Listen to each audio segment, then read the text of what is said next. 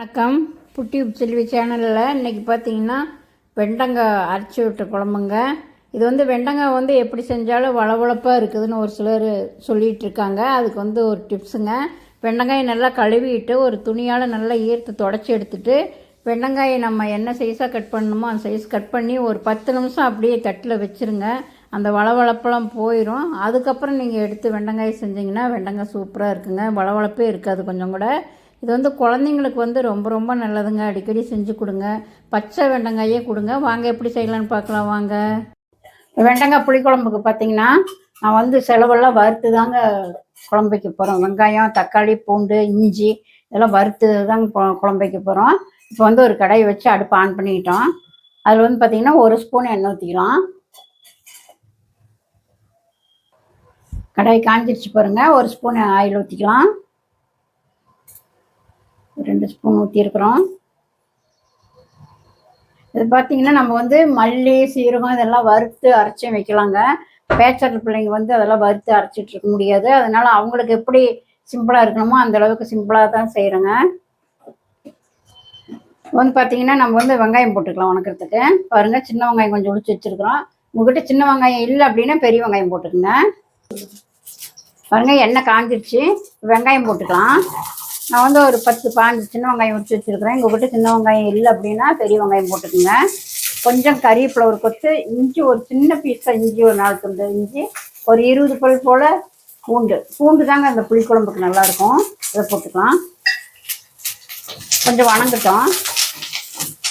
தக்காளி பார்த்தீங்கன்னா நான் ஒரு பெரிய சைஸ் தக்காளி ஒன்று வெட்டி வச்சுருக்கிறேன். வெங்காயம் வணங்கிட்டு போட்டுக்கலாம். தேங்காய் கொஞ்சம் ஒரு 4 ஸ்பூன் தேங்காய் துருவி வச்சுருக்கிறேன். குழம்புக்கு தகுந்த மாதிரி போட்டுக்கலாங்க.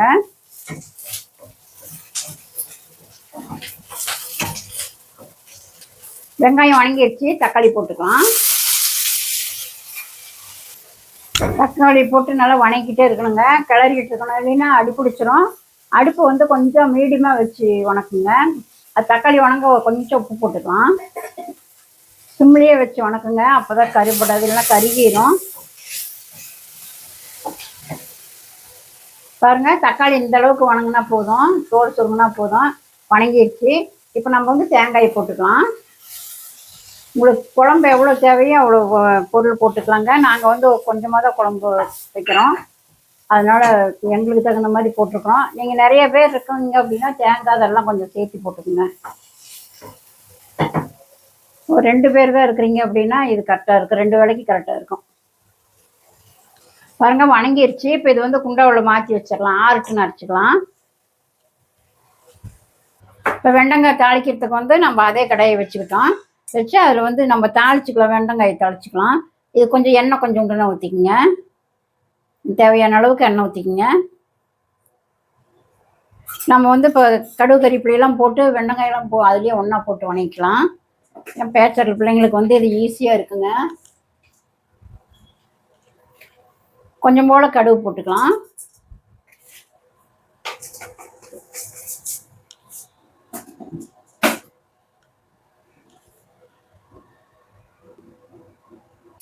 பாருங்க, கடுகு பொரிஞ்சிருச்சு. சும்மா ஒரு 4 பீஸ் வெந்தயம் போட்டுக்கலாம். அந்த வாசத்துக்காக சும்மா ஒரு 4-5 வெந்தயம் எண்ணிக்கை மாதிரி கொஞ்சமாக போட்டுக்கோங்க, இல்லைன்னா கசந்து போயிடும். பாருங்க, வெந்தயம் செவந்துருச்சு, கடுகு பொரிஞ்சிருச்சு. ஒரு வெங்காயம், கொஞ்சம் ஒரு கொத்து கறிவேப்பிலை, ஒரே ஒரு வரமிளகா வாசத்துக்காக போட்டுக்கலாம். வணங்கிக்கலாங்க. வெங்காயம் வணங்கட்டும். அதுலேயே கொஞ்சம் பெருங்காயம் போட்டுக்கலாம்.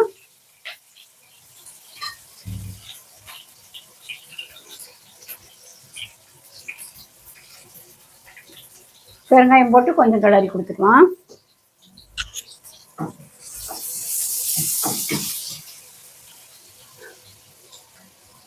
இது கொஞ்சம் மஞ்சத்தூள் போட்டுக்கலாம். குழம்புக்கு தேவையான மஞ்சத்தூள் போட்டுக்கலாம். மஞ்சத்தூள் போட்டு ஒரு வணக்கிட்டு வெண்டங்காய் போட்டுக்கலாம். வெண்டங்காய் பாருங்க, நம்ம கழுவிட்டு தொடச்சி நல்லா ஈரத்தையெல்லாம் தொடச்சிட்டு சின்ன சின்ன பீஸாக கட் பண்ணி வச்சுருக்குறோம். இதை போட்டு நம்ம வணக்கிக்கலாம்.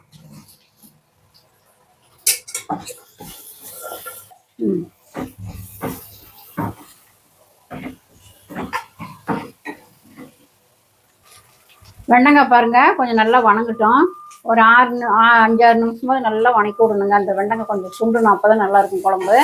இது வெண்டைக்காய் பாருங்கள் ஒரு 4-5 நிமிஷம் நல்லா வணக்கணும், சுண்டி வரணும். இப்போ இந்த பொடி அரைக்கிறதுக்கு வந்து குழம்பு அரைக்கிறதுக்கு வந்து வெங்காயம்லாம் வணக்கணும் இல்லைங்களா?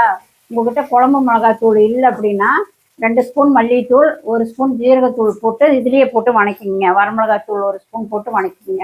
குழம்பு மிளகுடி இருந்ததுன்னா இதை மட்டும் வணக்கி நம்ம காய் வணக்கி அரைச்சி ஊற்றும் போது குழம்பு மிளகுடி போட்டுக்கலாம். இப்போ நாங்கள் வந்து குழம்பு மிளகுடி தான் போட போகிறோம். உங்கள்கிட்ட அப்படி இல்லை அப்படின்னா அப்படி போட்டுங்க. சீரகத்தூள் இல்லைன்னா சீரகம் போட்டுக்குங்க, நல்லாயிருக்கும். இப்போ இதை அரைச்சிட்டு வந்துடலாம், ஆரி வச்சு அரைச்சிட்டு வந்துடலாம்.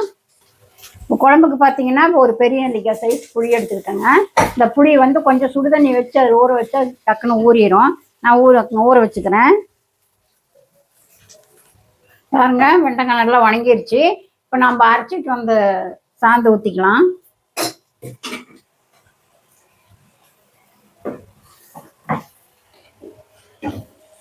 இப்போ இந்த புளி தண்ணி பார்த்தீங்கன்னா நான் கரைச்சி வச்சுருக்கிறேன்ல, இதையே ஊற்றி மிக்ஸி ஜாரில் ஊற்றி நம்ம அப்படியே கலக்கி விட்டு ஊற்றிக்கலாம். இது பார்த்தீங்கன்னா குழம்பு மிளகா பொடி வந்து நம்ம வீட்டில் அரைச்சி பொடிங்க, அதனால இப்போ போடுறோம். அது கடையில் வாங்குகிற பொடியாக இருந்ததுன்னா நம்ம காய் அந்த அரைச்சி சாந்து ஊற்றங்காட்டியும் நம்ம காயில் போட்டு ஒரு வணக்கி விட்டு ஊற்றலாம். இப்போ நம்ம ஒரு ஸ்பூன் போட்டுக்கிறோங்க, கணக்காக இருக்கு எங்களுக்கு. அப்போ இதுக்கு போதுமான தண்ணி ஊற்றிக்கலாம்.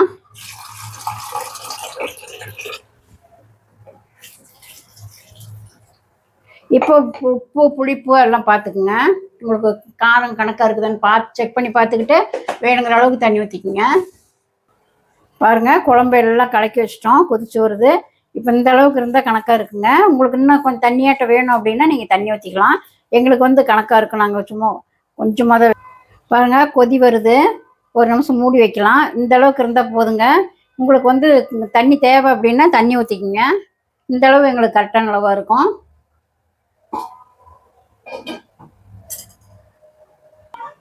குழம்பு பாருங்கள் ஒரு 5 நிமிஷம் மூடி வச்சுருந்தோம், நல்லா வெந்து வந்துருச்சு. வெண்டைக்காயும் வெந்துருச்சு, குழம்பும் மணம் வந்துருச்சு. பாருங்கள் ஒரு 5 நிமிஷம் மூடி வச்சுருந்து அந்த மணம் வந்ததுன்னா போதுங்க, இறக்கிடலாம். இப்போ நம்ம வந்து அடுப்பை ஆஃப் பண்ணிக்கலாம். ஒரு 2 நிமிஷம் கழித்து நம்ம வந்து அதை எடுத்து ஒரு பாத்திரத்தில் மாற்றிக்கலாம். அது குழம்பு ஒரு அடுப்பை ஆஃப் பண்ணி ஒரு 2 நிமிஷம் இருந்தால் தான் குழம்பு மணமாக இருக்கும். பாருங்கள் குழம்பு ரெடி ஆயிடுச்சு, வேற ஒரு பாத்திரத்துக்கு மாற்றிக்கிட்டோம். இப்போ வந்து வாசத்துக்காக கொஞ்சம் மல்லி இலையும் கறிவேப்பிலையும் போட்டுக்கலாம். பாருங்க சூப்பராக ரெடி ஆயிடுச்சுங்க. இந்த மாதிரி செஞ்சு சாப்பிட்டு பாருங்கள், சாதத்துக்கு சூப்பராக இருக்கும். இது களிக்கு நல்லாயிருக்கும், களி செஞ்சு அதுக்கும் போட்டுக்கலாம், சாதத்துக்கும் போட்டுக்கலாம். எனக்கு தோசைக்கு சூப்பராக இருக்கும். இந்த மாதிரி செஞ்சு சாப்பிட்டு பாருங்கள். உங்களுக்கு பிடிச்சிருந்ததுன்னா அப்படியே கமெண்டில் எப்படின்னு சொல்லுங்கள். செஞ்சு பார்த்துட்டு அப்படியே உங்களோட ஃப்ரெண்டுக்கெல்லாம் ஷேர் பண்ணுங்கள். மறக்காமல் சப்ஸ்கிரைப் பண்ணுங்கள். மீண்டும் அடுத்த வீடியோவில் வேறு புது ரெசிபி பார்ப்போம். பாய்.